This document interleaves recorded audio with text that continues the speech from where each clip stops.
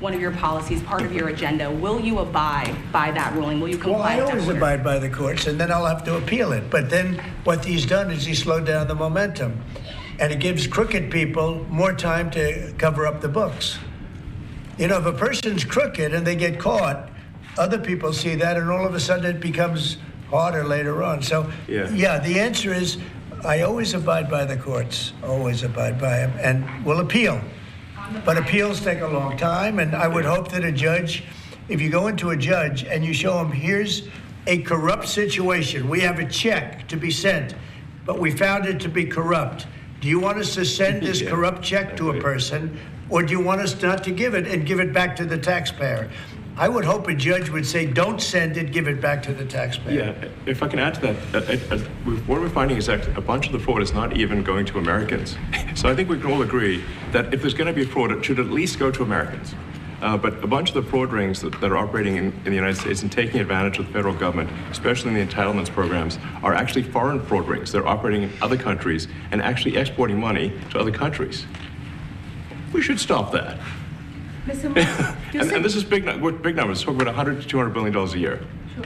Serious money. Mr. Musk, you said on X that an example of the fraud that you have cited was $50 million of condoms was sent to Gaza.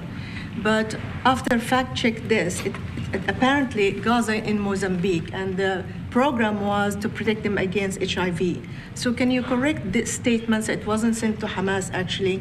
It was sent to Mozambique, which makes sense why condoms was sent there. Yeah. And how can we make sure that all the statements that you said were correct, so we can trust what you say? Well, first of all, some of the things that I say will be incorrect and should be corrected. So nobody's going to bat 1,000. I mean, we will make mistakes, but we'll act quickly to correct any mistakes. I'm not sure we should be sending $50 million worth of condoms to anywhere, frankly. I'm not sure that's something Americans would be really excited about. And that is really an enormous number of condoms, if you think about it. But if it went to Mozambique instead of Gaza, I'm like, okay, that's not as bad, but still, why are we doing that? Mr. Musk, can you talk a little bit about how closely you're working with agency heads as you're directing these cuts? Do they have how much input do agency heads have when you're making these decisions? Yeah, we work closely with the agency heads, there are sort of checks in place. So it's not just us just going in and doing things willy-nilly. It's in partnership with the agency heads, and I check frequently with the president to make sure that this is what the president wants to happen. So we talk almost every day, and I double check things to make sure, is this something, Mr. President, you want us to do this? Then we'll do it. USAID has been one of your main targets. Are you concerned at all that some of the cuts or that shutting that agency altogether may lead to diseases or other bigger problems starting in other countries that then come to the United States? Yeah, so that's an interesting example. So that's something where we work closely with the State Department and Secretary Rubio. And we have, for example, turned on funding for Ebola prevention and for HIV prevention. Left that, you said? Yes, correct. And we are moving fast, so we will make mistakes, but we'll also fix the mistakes very quickly. So, do you see it as a worthy cause, USAID? I think that there's some worthy things, but overall, if you say what is the bang for the buck, I would say it was not very good. And there was far too much of what USAID was doing was influencing elections in ways that I think were dubious and do not stand the light of day. I can just ask a follow-up to the Pentagon contracts. If you have received billions of dollars in contracts from the Pentagon, and the president's directing you to look into the Department of Defense, is that a conflict of interest? And are going to do at the president's request. Does that present a conflict of interest for you? No, because you'd have to look at the individual contract and say, first of all, I'm not the one, filing the contract. It's people at SpaceX or someone who will be putting for the contract. And I'd like to say, if you see any contract where where it was awarded to SpaceX and it wasn't by far the best value for money for the taxpayer, let me know, because every one of them was.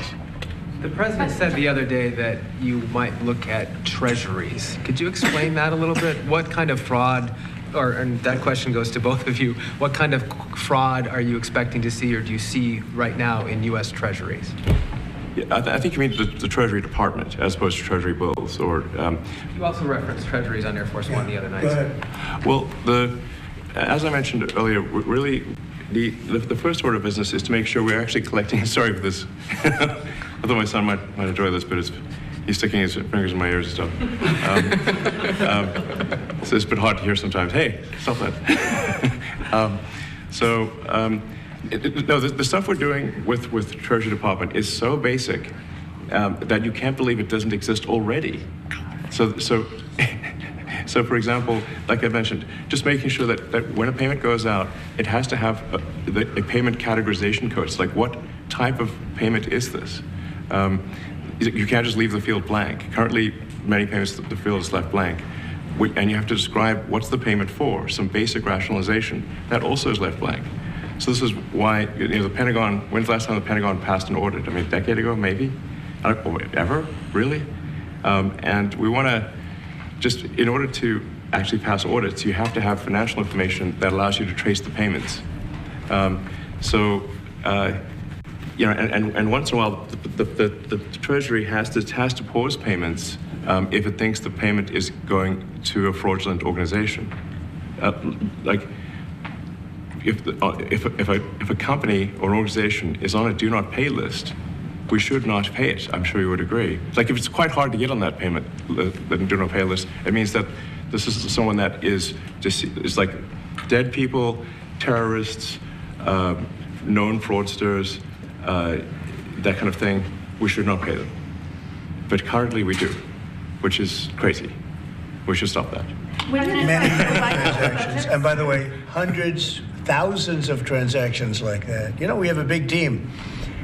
And for the sake of the country, I hope that the person that's in charge and the other people that report to me that are in charge are allowed to do the right thing, namely make sure everything's honest, legitimate, and competent.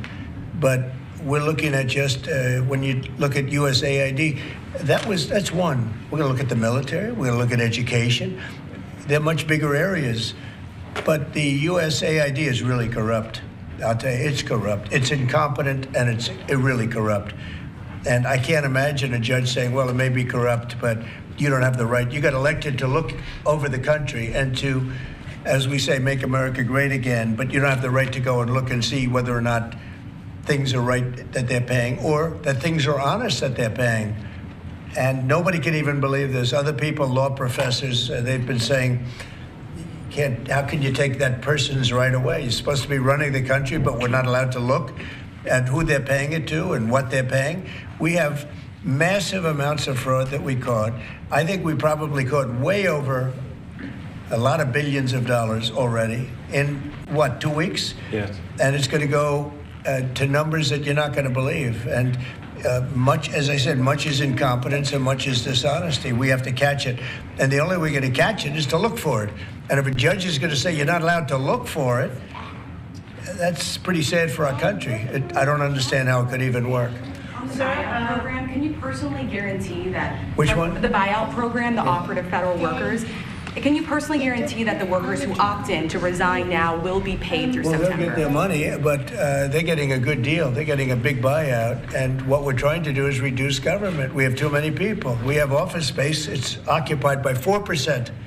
Nobody's showing up to work because they were told not to.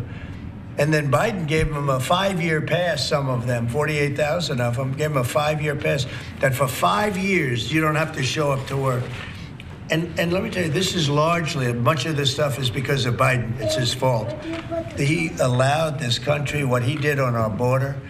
What he did on our border is almost not as bad as what he did with all of these contracts that have come out. It's a very sad day when we look at it. I can't even believe it. But many contracts just extend, and they just keep extending, and there was nobody there to correct it. And that cannot be, I can't imagine that could be held up by the court. Any court that would say that the president or his representatives, like Secretary of the Treasury, Secretary of State, whatever, doesn't have the right to go over their books and make sure everything's honest. I mean, how can you have a country? You can't have anything that way. You can't have a business that way. You can't have a country that way. Hey, thank you very much, everybody. Thank you. Thank you, Press. Thank you, Press.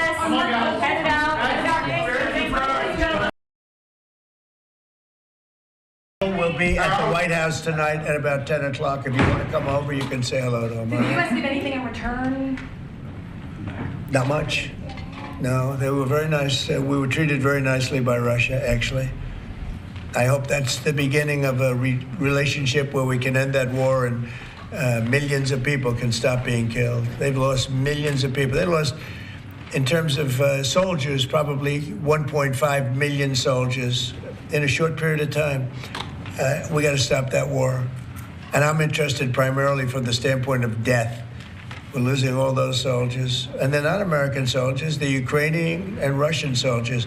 But you're probably talking about 1.5 million. I think we got to bring that one to an end. Okay? Thank you. Thank you very much.